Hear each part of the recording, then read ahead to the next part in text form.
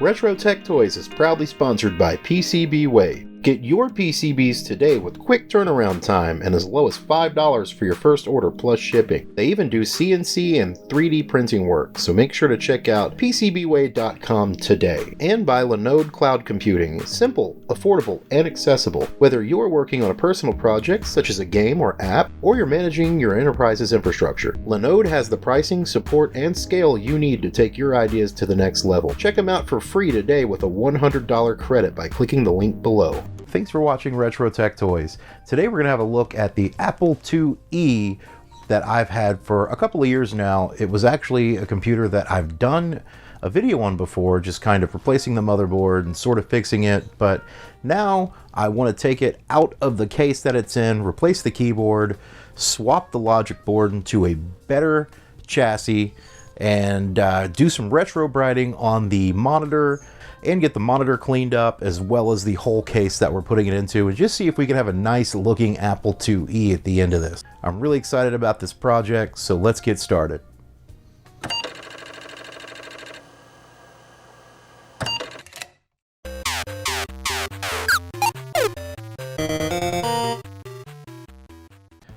Welcome back, everyone. Alright, we have this Apple IIe here that I've had for a long time. I've already got the badges and stuff taken off of it because we're not going to use this case anymore.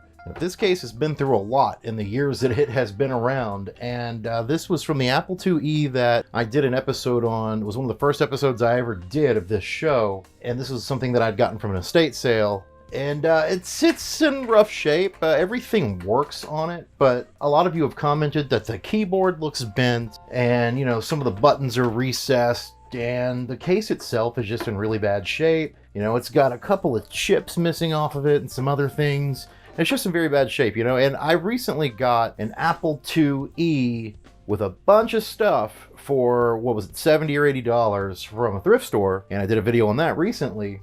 Now, that didn't have a motherboard inside of it, but it had a lot of components, and I felt like if we took the main board out of this one and transferred everything over to the new case, it would be a lot nicer and it would make for a much better computer. And I'm really excited about getting everything switched over and just having a really nice looking, fully functional Apple IIe. So that's what we're going to do right now. But what I need to do is get all the components that I'm going to use out of this case. Now, I'm going to try to use the power supply from the other case because it looked pretty good. So let's go ahead and try that. For now, we're just going to take this thing apart and get everything out of it and get ready to do the swap. So as you can see, I have a fair amount of cards in this already. Disk drive card here. We've got the mouse interface card. We've got the Super Serial card, an 80 column 64K memory expansion. So what I'm going to go ahead and do is start to get these cards out. And we're going to need to go back here and actually unscrew everything.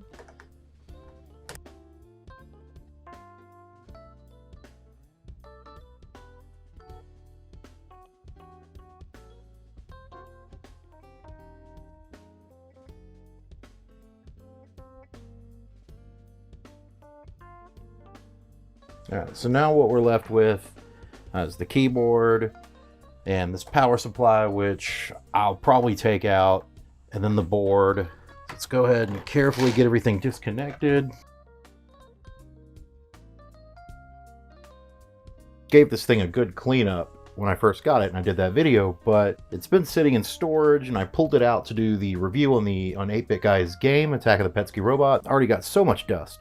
Alright, so what we're left with is one relatively bent looking keyboard. And I suppose with some effort, you could bend it back into shape, but I just don't care about that at the moment. I don't want to do that because, the PCB is a little bent too, and I guess that's not a horrible problem if you could take this whole thing apart and open it up and maybe sit something on top of the PCB to straighten it out, and then just take the metal part and just kind of do the best you can to get it straightened out. But I'm just not that concerned about it. I'm going to set this aside. And I know some folks aren't a big fan of using electric screwdrivers, but as you've probably heard me say a few times before, I do have arthritis. It's not that bad, but it really hurts to get a screwdriver and manually unscrew things if I don't have to. There's 4 screws And then you just got these little clips here that you've got to get past, and you're good to go. Just, you know, try to be gentle if you can with these clips because they're plastic and they will break. Here is our Apple IIe main board, and I'm going to set this to the side because I do have some upgrades that I want to put in it. Now, once we get all these screws out, of course, the power supply is going to go falling out, so you're going to want to hold it.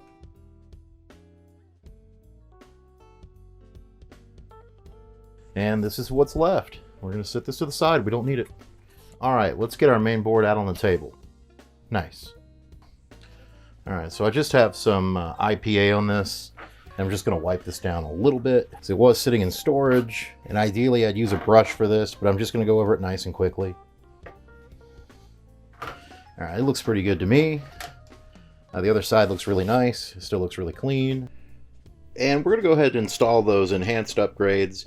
It's just 4 chips, I believe. You've got the video chip, the EFROM, the CD-ROM, and the upgraded processor. And this kit is available online. I will link you guys that in the description below. I don't make any money off of it, but, you know, just want you to have it. By the way, the reason why the audio might not be syncing up with what you're seeing right now on the screen is because the audio was for some reason lost, so I am overdubbing this. But we're going to go ahead and get these put in, and it should be a pretty simple process. All we're doing is taking out the old chips one at a time, and we're going to put these new ones in, and it should just boot right up and work and be just fine.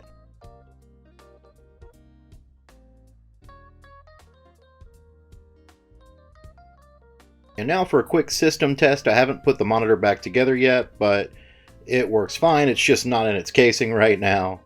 Let's go ahead and turn this thing on, and we'll start up the test.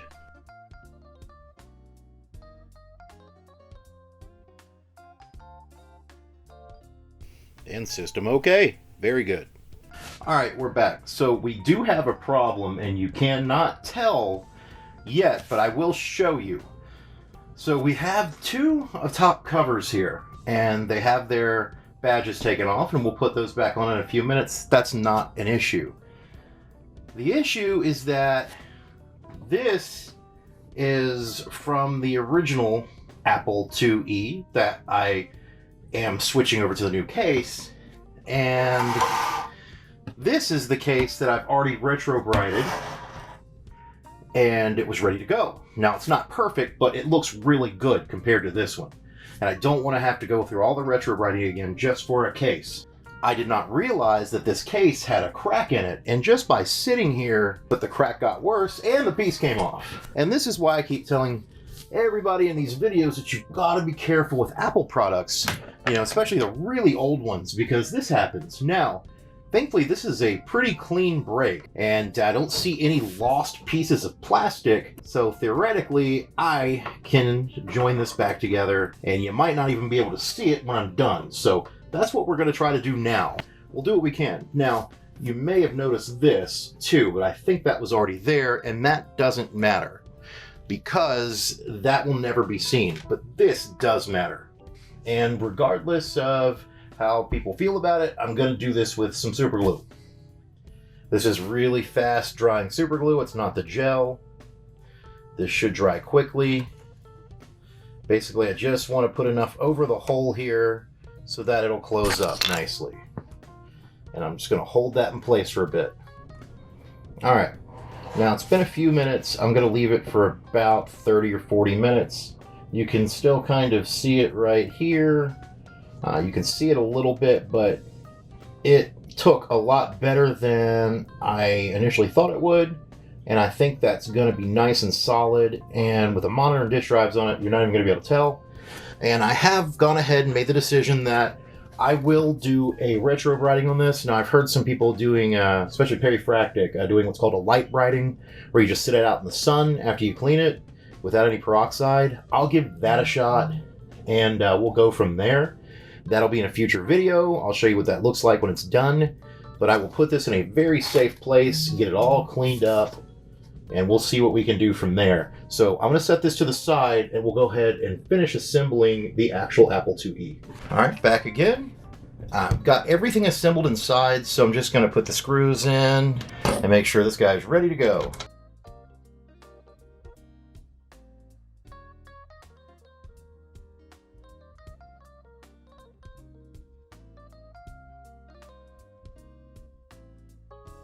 Everything's back together, and I've got the disk drive card in there. There's a mouse interface card and a serial card. There's a GraphStar card, and I'm not sure what that does. Is that a serial card or is that something else? I can't recall. And then I've got the upgrade in here, the 64K 80 column upgrade. We've got it all filled out with cards. We have our Apple IIe upgrade in here for the chips. We've got the EF ROM, the CD-ROM, the video, and the processor upgraded.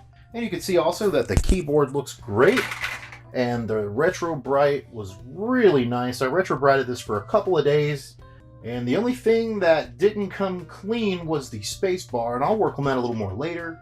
Not a big deal. The keys look good otherwise. It's not crooked or bent. It looks great. All right, now let's look at this. Yeah, I mean, you could see a little bit of a crack there, but it's like a hairline fracture. It's not a big deal. I could probably actually sand that down and make it look pretty good, but it healed really well with the glue. Might put some epoxy on it and sand it later. I don't know. But it does look nice, and as you can see, the Retro Bright is not perfect, but you're never going to know once I set a monitor on top.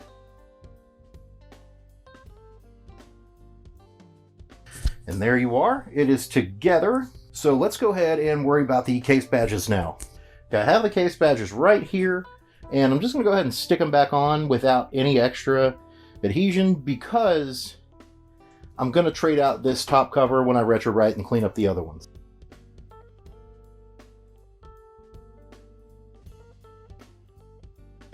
Let's have a look at the monitor. Now, I took the monitor apart and completely retrowrited it as well, so let's see what it looks like. Look at that. Honestly, I think it looks awesome. The colors are really close, if not perfect. And I know anyone who has seen this Apple IIe before in my videos previously, they know that it looked really bad before, and now it looks so much better. I have another monitor that came with the thrift shop purchase, and I've actually had that taken apart somewhere else because I'm fixing it. If you guys saw the video where I picked it up, you'll remember that the monitor part, the actual display, was sunken in. So I'm doing something to fix that. There were some pretty bad breaks. I'll do a little video about that later. Let's go ahead and get some disk drives on here, and we'll get this thing turned on and see what it looks like. So now it's the moment of truth. Let's go ahead and get this disk in here. This is the 8-Bit Guys Attack of the Petsky Robots, and we'll see if it works. Now you notice I didn't use the disk 2 drives because I don't have a hookup for them. I didn't think they were different from the other disk drives, but I guess they are. So I've got a disk drive that I paid $35 for from eBay in there, and it's working great. As you can see, it's waking up the robots. It's playing Attack of the Petsky Robots. It looks like our upgrades worked. It looks like our case swap and all that stuff worked, adding in some extra cards. So I'm really happy about that, and we've got ourselves a nice working Apple IIe. Looks really good to me. That retro brighting, I think, was a success. I didn't go overboard with it. I just wanted to make it not look nasty. So we had some obstacles to overcome, but overall I think we did a really good job with this project, and I'm happy to see this thing pretty much restored. As I said in the video, I'll have a future project coming up where I replace that top case and maybe take a look at those disk drives and see if they need any help. And the disk drive that does work, it's going to need to be cleaned up and have a retro bright done to it. And other than that, that's it for this project. I look forward to using this Apple IIe in future videos to come, and I'm sure I will, with game reviews and all sorts of other things. And I thank you so much for watching Retro Tech Toys. Thanks for sticking around to see this project to completion. Stay safe. As always, we'll see you next time.